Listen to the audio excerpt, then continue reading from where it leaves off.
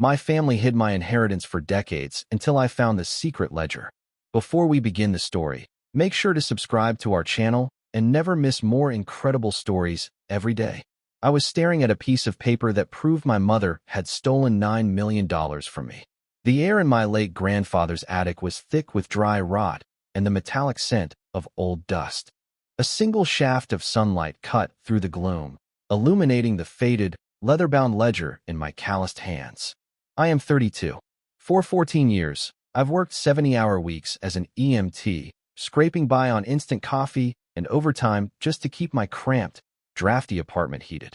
I spent my adult life believing the narrative my mother, Diane, relentlessly pushed. Grandpa died completely broke, and I needed to pull my own weight because there was zero safety net. But as my fingers traced the precise fountain pen ink of my grandfather's handwriting, the brutal reality of my existence shattered. The pages detailed offshore accounts, municipal bonds, and a massive trust fund. The sole beneficiary listed at the bottom wasn't my mother. It wasn't my younger brother, Julian. It was me. $9 million. That was the specific, life-altering number written on the heavy parchment. How do you look your son in the eye while wearing a watch bought with his stolen future? Diane had done exactly that. Every Christmas, she complained about property taxes on her mansion, wearing designer clothes paid for by the inheritance she hijacked. While I rationed groceries and slept in my car between double shifts, my own blood was bleeding my trust fund dry. The physical mechanics of their betrayal made me sick. I felt the rough texture of the paper, the undeniable, concrete proof of a 14-year financial assassination. The magnitude of the theft was paralyzing. I wasn't broke by circumstance. I had been systematically robbed by the people supposed to protect me. My pulse hammered in my ears, drowning out the distant hum of suburban traffic outside the massive estate. I carefully closed the leather cover, a cold anger replacing my shock. I had to know exactly how deep this toxic web of family lies truly went. To understand the sheer cruelty of this theft, you have to see the mechanical divide in our family. I was the designated black sheep, the one constantly reminded of my supposed failures. My financial stress was a permanent, suffocating weight. I clearly remember standing at a gas station in the freezing rain at 22, staring at a declined debit card screen while trying to put $10 in my rusty sedan. That exact same week, Julian pulled into Diane's circular driveway in a brand-new, metallic black Porsche 911. The roar of that German engine practically shook the pavement. When I asked how a 20-year-old with no job afforded a $100,000 sports car, Diane just smiled her tight, manicured smile. "Julian knows how to network, Liam," she purred, the heavy scent of her expensive Chanel perfume masking the stench of her lies. "You could learn a thing or two from him instead of driving an ambulance for pennies." The official family story was always the same. Grandpa's construction business went bankrupt right before his sudden death, leaving behind nothing but debts and a sprawling, decaying house the bank couldn't sell. "Grandpa died completely broke," Diane would repeat, swirling expensive red wine in a crystal glass. "We are all self-made here." It was a calculated, flawless psychological operation. They conditioned me to expect nothing. I watched them take lavish vacations to Aspen and buy custom-tailored suits, while I wore boots with holes in the soles. Every time I asked for a small loan to fix my car or cover rent during a medical emergency, Diane would give me a brutal lecture on personal responsibility. She manufactured my poverty to keep me exhausted and compliant. The physical reality of my exhaustion kept me too busy surviving to ever question their sudden, inexplicable wealth. I just accepted my role as the family failure. I was completely blind to the financial slaughter happening right beneath my own exhausted nose. The only reason I was even inside Grandpa's abandoned estate was because Diane and Julian refused to do the physical labor of cleaning it out. The property had sat locked and deteriorating for over a decade, tangled in what Diane claimed was probate hell. Last Tuesday, she handed me a tarnished brass key and a box of heavy-duty black trash bags. "The city is threatening to fine us for the hoarding," she said, wrinkling her nose as if the very thought of dust offended her. "Go clear out the attic, Liam. Consider it your contribution to the family, since you never chip in for the holiday dinners." I didn't argue. I just took the key. When I pulled up to the estate in my battered Honda, Julian was standing by the wrought iron gates, checking his reflection in the window of his latest luxury SUV. He wore a tailored Italian suit and a vicious smirk that instantly made my jaw clench. "Try not to track rat droppings into your car, man," he laughed, kicking the rusted tire of my Honda with his polished leather loafer. Though, honestly, it might actually improve the resale value. I gripped the steering wheel, my knuckles turning white, but I bit my tongue. I grabbed the trash bags and walked into the dark, suffocating maw of the old house. The air inside was completely dead, smelling of damp wood and forgotten time. The floorboards groaned in protest under my heavy work boots as I climbed the narrow, creaking stairs to the third floor. I spent 6 grueling hours hauling bags filled with moldy clothes and rotting paperwork down to the dumpster. Sweat stung my eyes, and my lower back ached from the brutal, repetitive mechanics of the heavy lifting.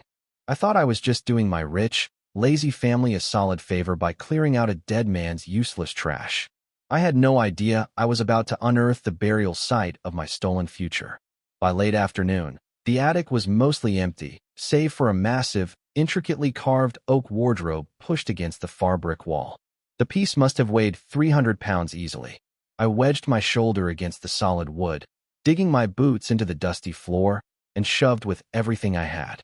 The heavy wardrobe screeched across the floorboards in a thick cloud of blinding, gray dust. As the haze finally settled, I noticed something incredibly odd. The wooden planks directly beneath where the wardrobe had sat were a lighter color, completely untouched by decades of grime. More importantly, one of the thick oak boards was slightly raised, the iron nails entirely missing from the joists. My heart skipped a sudden beat. The mechanical curiosity of my EMT training immediately kicked in. Assess the anomaly, locate the hidden source. I grabbed a rusted crowbar from my toolbox, jammed the flat iron edge beneath the raised plank, and threw my weight backward. The ancient wood cracked loudly, splintering as it popped free from the floor. I shone my tactical flashlight directly into the dark cavity between the joists. Resting on a bed of dry insulation was a heavy, olive-green metal lockbox. It was caked in a thick layer of dust, deliberately hidden from the world. I reached down, my fingers wrapping around the cold, heavy steel handle, and hauled it up into the fading daylight. The box was sealed with a solid brass padlock. I didn't hesitate for a second. I brought the heavy steel crowbar down directly onto the brass shackle. Sparks flew in the dim room as metal violently struck metal. On the third brutal strike, the padlock shattered with a sharp, decisive snap. I tossed the broken lock aside and slowly lifted the squeaking metal lid. Inside, perfectly preserved in a watertight plastic sleeve, sat a thick, black leather-bound ledger alongside a stack of sealed banking envelopes. My hands were visibly shaking as I reached in to pull the heavy documents out. I peeled back the thick plastic sleeve, the sharp crinkling sound echoing loudly in the dead silence of the attic. The leather cover of the ledger was remarkably smooth and cold to the touch. I opened it to the very first page. There, written in the unmistakable, sharp cursive ink of my grandfather, was a detailed master index of his actual financial empire. The official family story of his tragic bankruptcy was a complete, fabricated illusion. Page after page revealed a staggering, hidden accumulation of wealth. There were meticulously documented wire transfers to offshore accounts in the Cayman Islands, deeds to commercial real estate properties across 3 different states, and stacks of high-yield municipal bonds. The exact dollar amounts written next to these assets made my vision blur with shock. But the most devastating piece of concrete evidence was securely clipped to the inside back cover. It was a notarized copy of his final, unedited will and the foundational documents for an irrevocable trust fund. I scanned the dense, heavily typed legal text, my eyes frantically searching for familiar names. Under the section boldly labeled Primary Beneficiary, my mother's name was entirely absent. Julian's name was nowhere to be found. The only name listed, legally designated to inherit the entirety of the $9 million estate upon turning 18, was Liam Thomas Vance. Me. The physical impact of those printed words hit my chest like a massive sledgehammer. My grandfather hadn't abandoned us to poverty. He had recognized the toxic, deeply greedy nature of my mother and tried to completely bypass her to protect my future.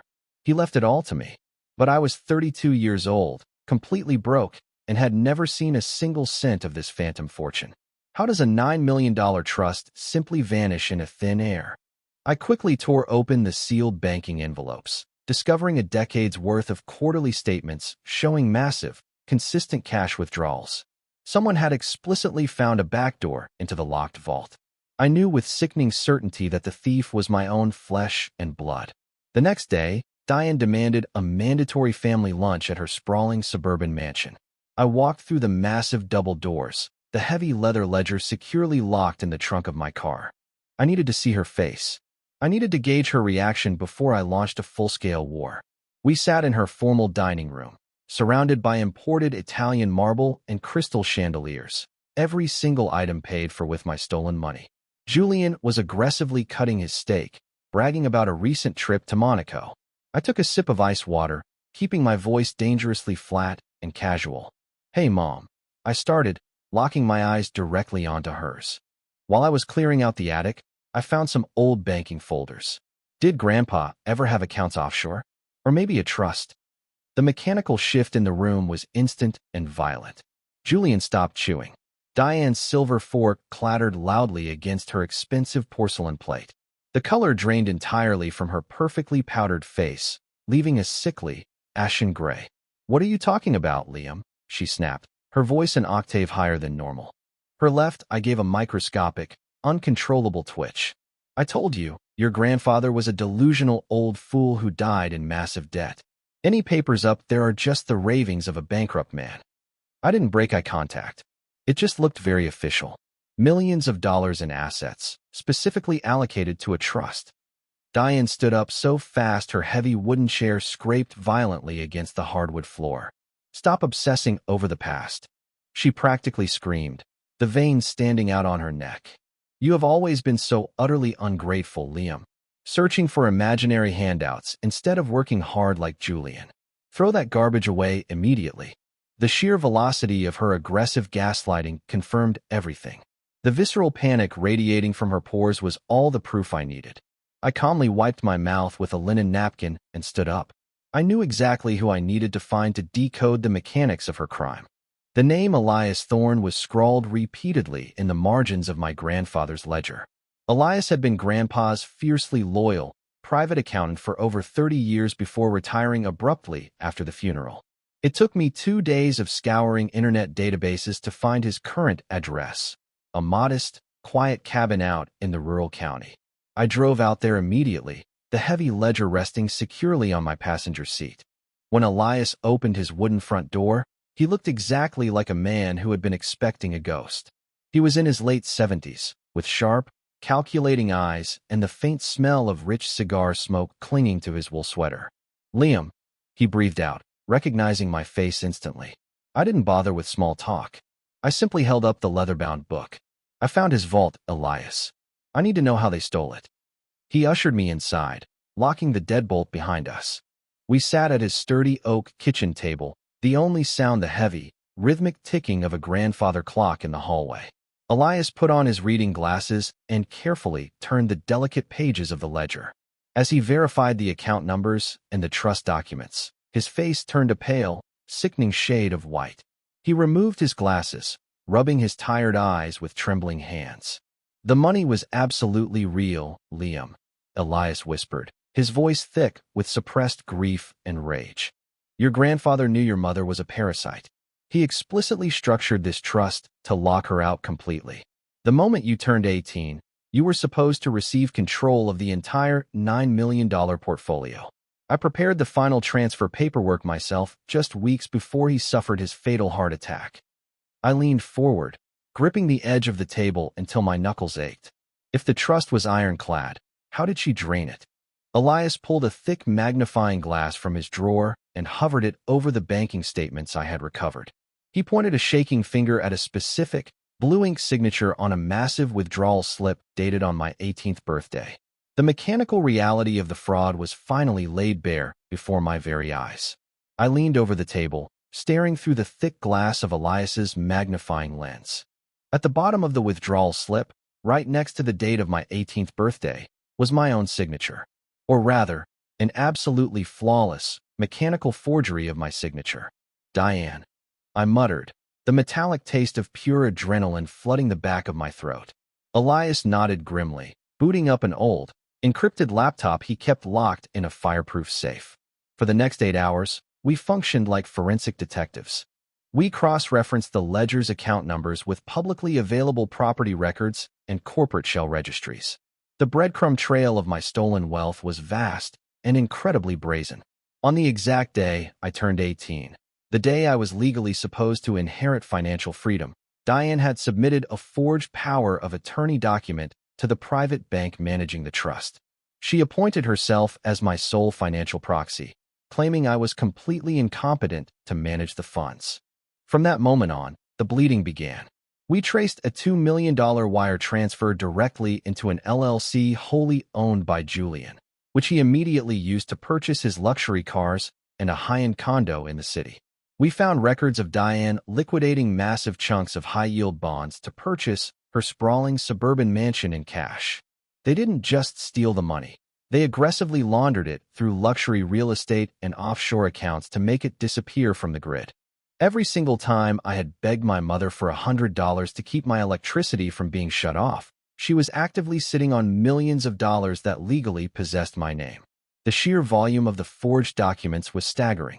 Elias printed out every single damning record, stacking them into a massive, undeniable mountain of federal fraud. I stared at the stack of paper, feeling a tectonic shift deep within my own psychology. The hurt and the shock were rapidly evaporating, leaving behind something incredibly dangerous. I was no longer the exhausted, compliant black sheep of the family. I left Elias's cabin long after midnight, the massive stack of printed evidence resting heavily on the passenger seat of my rusted Honda. As I drove back toward the city, the true, sickening gravity of their actions finally crashed down upon me. It wasn't just the theft of $9 million. It was the deliberate, systemic theft of my youth. The physical memories of my suffering played like a brutal documentary film behind my eyes. I vividly remembered being 20 years old, sitting in the financial aid office of my community college, openly weeping because my student loans were denied and I had to drop out. I couldn't afford the $400 tuition installment. That exact same month, according to the forged bank records sitting next to me, Diane had authorized a $300,000 wire transfer to purchase a luxury beachfront vacation home in Cabo. They had actively watched me starve. They watched me work grueling overnight shifts on an ambulance, dealing with the trauma of crushed bodies and shattered lives, while they drank expensive champagne funded by my stolen inheritance. Diane had routinely lectured me on the moral virtues of hard work and suffering, weaponizing my poverty to feed her own sadistic superiority complex. Julian had relentlessly mocked my cheap clothes and my beat-up car, knowing full well that the designer suit on his back was paid for with my blood. They didn't just rob me. They consumed my life to fuel their own opulent matrix of lies. I pulled the car over onto the gravel shoulder of the empty highway, killed the engine, and let out a raw, visceral scream that tore at my vocal cords. The agony of the betrayal felt like physical shrapnel embedded deeply in my chest. I sat there in the pitch black for an hour, letting the burning tears of rage carve tracks down my face. When I finally turned the key in the ignition, the weeping stopped permanently. I was done being a victim. It was time to become the absolute architect of their total and complete destruction. The very next morning, I walked straight into the imposing, high-security downtown offices of Vance & Associates, a notoriously ruthless corporate litigation firm that Elias had highly recommended. I bypassed the confused receptionist, walked directly into the glass-walled conference room, and dropped the massive stack of forged documents directly onto the polished mahogany table. Attorney Marcus Vance, a man known in the city for his cold, surgical precision in destroying fraudulent estates, didn't even blink. He spent 2 agonizingly quiet hours silently reviewing the ledger, the forged power of attorney, and the offshore wire transfers. When he finally looked up, his dark eyes were cold and completely predatory. "This is not just a simple civil dispute over an inheritance, Liam," Vance stated, his voice razor-sharp and deadly serious. "This is coordinated wire fraud, massive identity theft, and grand larceny on a federal scale. Your mother and brother have left a trail of financial blood a mile wide. We spent the next 3 weeks operating in absolute, terrifying silence. While Diane and Julian continued to live their lavish, arrogant lives, completely unaware of the impending apocalypse, Vance and I meticulously assembled a devastating legal guillotine. We hired elite forensic accountants to trace and map every single stolen penny across multiple states. We drafted airtight civil lawsuits demanding full, immediate restitution of the $9 million, plus punitive damages. But the most devastating weapon in our arsenal was the ex parte injunction. Vance utilized his aggressive legal connections to quietly present our ironclad evidence directly to a federal judge. The judge was so utterly appalled by the blatant forgery that he instantly signed an emergency, sweeping asset freeze. In the span of a single afternoon, every bank account, property deed, and investment portfolio attached to Diane and Julian was legally paralyzed. They couldn't move a single dime. The trap was fully set, primed, and loaded. All I needed now was to lure my greedy family directly into the kill zone. The perfect opportunity to execute the final phase of my plan arrived completely unprompted. Julian sent me an arrogant text on a Tuesday afternoon, demanding I meet him down at the exclusive private marina. When I arrived in my battered Honda, I found him standing triumphantly on the deck of a massive, brand-new luxury yacht, casually sipping an imported beer. The gleaming white fiberglass practically blinded me in the bright afternoon sun. I knew exactly how he had paid for the vessel. The forensic audit showed a massive, illegal wire transfer from my trust fund just 4 weeks prior. "Hey, peasant!" Julian shouted loudly over the dock, waving his expensive beer bottle. "Come up here and check out what actual success looks like." I walked up the wooden ramp, my heavy boots thudding softly against the pristine deck. The sheer, unadulterated audacity of his arrogance was almost hypnotic to witness. He spent 20 excruciating minutes giving me a grand tour of the boat, boasting endlessly about the twin engines, the teak wood, and the custom leather interior. He was literally giving me a guided tour of my own stolen property. "You know, Liam," Julian smirked, leaning casually against the polished chrome railing. "If you stopped driving that embarrassing ambulance and actually applied yourself, maybe you could afford a dinghy one day. But I guess some people are just born to be at the absolute bottom of the food chain." A year ago, those cruel words would have completely crushed my spirit. Today, they sounded exactly like the desperate squeaks of a rat caught in a glue trap. I didn't get angry. I didn't raise my voice. I simply offered him a cold, dead smile. "You're right, Julian," I said smoothly, staring directly into his arrogant eyes. "Things are definitely about to change. In fact, Diane and I need to discuss some old financial bonds I found in Grandpa's attic. Let's do a formal family dinner at the estate on Friday." Julian's eyes lit up with immediate, uncontrollable greed at the mention of undiscovered money. He had no idea he had just eagerly RSVP'd to his own massive financial execution. Friday evening arrived with a heavy, suffocating thunderstorm rolling over the city, the perfect atmospheric backdrop for a slaughter. I unlocked the massive oak doors of Grandpa's abandoned estate and turned on the grand crystal chandelier in the formal dining room. I had ordered expensive, high-end catering, laying out a feast of roasted meats and fine wine on the long mahogany table. I wanted them completely comfortable, entirely blinded by their own gluttony before the axe finally fell.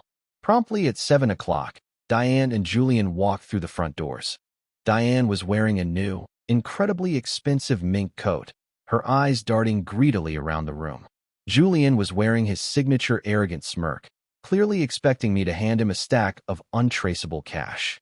"Well, Liam," Diane purred, taking a seat at the head of the table as if she owned the place. "This is certainly a step up from your usual fast food. Julian mentioned you found some old bonds in the attic. Let's just get the paperwork over with so we can divide them properly." She poured herself a massive glass of red wine, her manicured fingers tapping impatiently against the crystal. I stood at the opposite end of the long table, the shadows of the room obscuring my face. The mechanical precision of this moment was intoxicating. I wasn't the weak, exhausted EMT anymore. I was the executioner. I didn't sit down. I simply pressed a button on my phone, sending a prearranged signal. Heavy footsteps echoed loudly in the marble hallway. Attorney Marcus Vance walked slowly into the dining room, flanked by two massive, armed private security contractors. He carried a thick, heavy leather briefcase. The confident, greedy smiles on the faces of my mother and brother instantly froze in place. They stared at the armed men, the atmosphere in the room dropping 10 degrees in a matter of seconds. Diane's glass stopped halfway to her mouth. The game of shadows was officially over, and the brutal, blinding light of reality was about to tear their entire world completely apart. Vance didn't offer a polite greeting.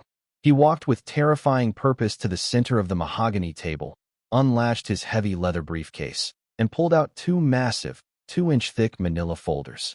He slid one violently toward Diane and the other toward Julian. The heavy paper slapped against the polished wood like a gunshot. Diane Vance and Julian Vance, the attorney stated, his voice booming with absolute legal authority. My name is Marcus Vance. I am the lead corporate litigator representing the estate of your son and brother, Liam.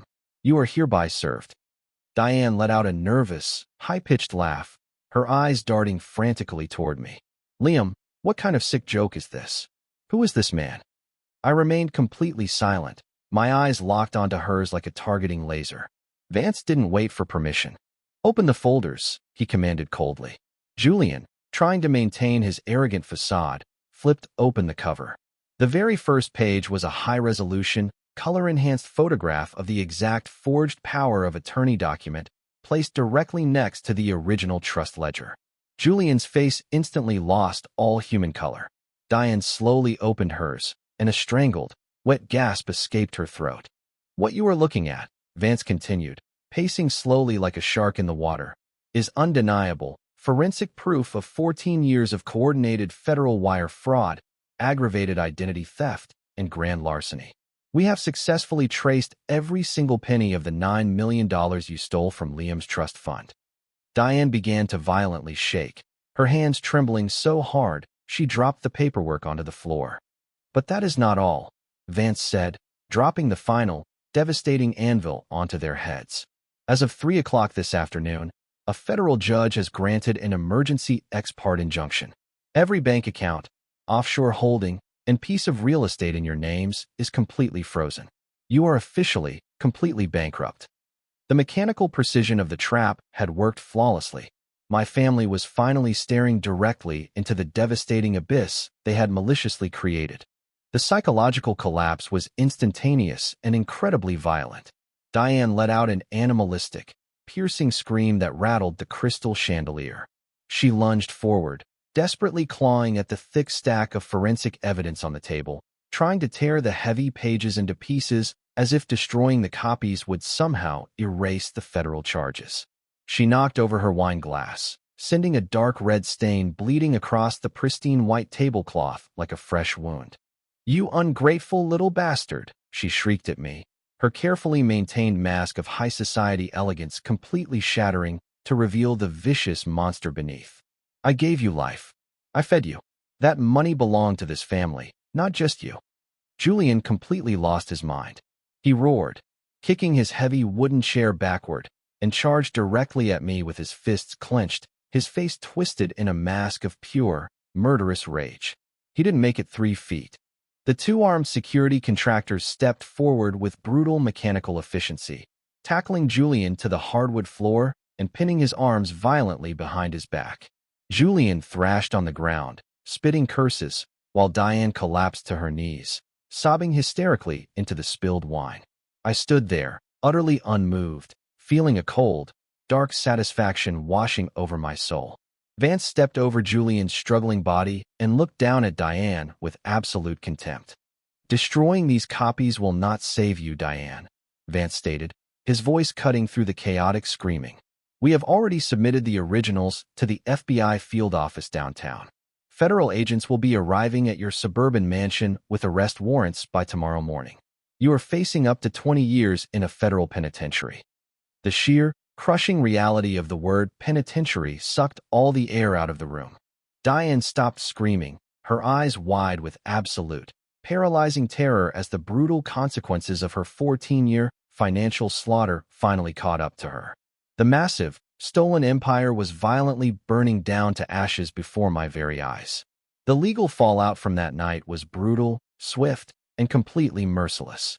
Within 6 short months, Diane and Julian were formally indicted on multiple counts of federal wire fraud, identity theft, and severe tax evasion. I sat quietly in the back row of the federal courthouse, dressed in a sharp, custom-tailored suit, watching the judge sentence them both to significant, hard time in federal prison. Neither of them looked at me as they were led away in heavy metal handcuffs. The court ordered the immediate, forced liquidation of all their assets to pay me back. Diane's sprawling suburban mansion was aggressively auctioned off to the highest bidder. Julian's luxury yacht, the exact one he had so arrogantly paraded in front of me, was seized by the federal government and sold off for scrap value. Through the relentless, surgical work of Attorney Vance and Elias, I successfully recovered the vast majority of my grandfather's original $9 million trust fund. I finally quit my grueling, 70-hour weeks at the ambulance company. I bought a quiet, beautiful home out in the mountains, far away from the toxic, suffocating noise of the city. I am no longer the exhausted, broken black sheep. I spend my days investing wisely, traveling, and finally living the peaceful life my grandfather desperately wanted for me. Sometimes, I stand on my massive back deck, breathing in the crisp, clean mountain air, and think about the twisted, mechanical nature of human greed. I learned the hardest lesson a person can ever learn. Blood does not automatically make someone family. Sometimes, the people who are genetically supposed to protect you are the exact same monsters trying to devour your future in the dark. To anyone out there who feels constantly undervalued, exhausted, and manipulated by toxic relatives, let my story be a massive warning. Do not let them dim your light. Dig deep, uncover the truth, and never be afraid to aggressively take back the power that rightfully belongs to you.